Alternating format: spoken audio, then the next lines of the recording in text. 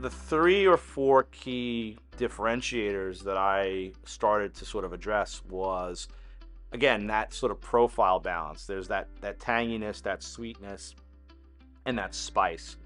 I was never using high fructose corn syrup. That was kind of one principle, right? And so how do you use honeys and brown sugars and molasses to sort of give you that sweetness profile? But I introduced a few maybe more unique ingredients.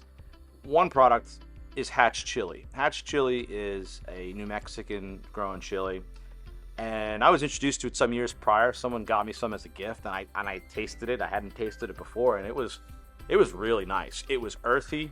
It was a bit smoky. It had a bit of fruitiness to it. It wasn't very, very hot. It wasn't very spicy, but it had really nice just tones about it. So we introduced that to the product. I introduced really nice bourbon to our product. Obviously, flavor profiles, caramel, and those sorts of hints of bourbon and caramel that I really liked.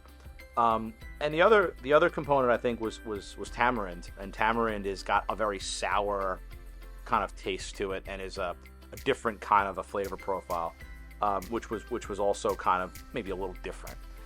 So for that year, evolved, tweaked, started making slightly larger batches, entered the next year's contest, had a little more product than I ever had. We ended up winning Best Ribs again, and again, I had more sauces, I had more people tasting it, and the same questions or the same suggestions came up and said, you should really think about bottling this. And so I literally started going a little bigger, getting larger pots, going and buying bulk ingredients, and started to really sort of make stuff with large pots and large paddles, and getting some bottles and filling those bottles. Our original bottles were smaller, different, probably not the best in terms of how do you scale, but I used to take those bottles down to friends, and we had no label, we had no brand at that point, but people were interested in purchasing it and purchasing it over and over again because it was just different, and they had never tasted something as good in terms of a barbecue sauce. And I think what came out that was quite interesting during that really proof of concept, so to speak, the use case was much bigger than barbecue.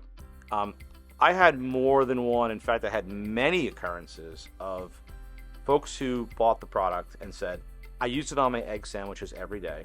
It is delicious. I don't use ketchup any longer. This is so much better than ketchup, which was very interesting.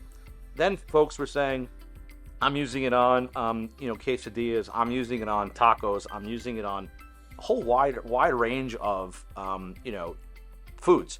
So that kind of then sort of was interesting, and we kind of evolved from there.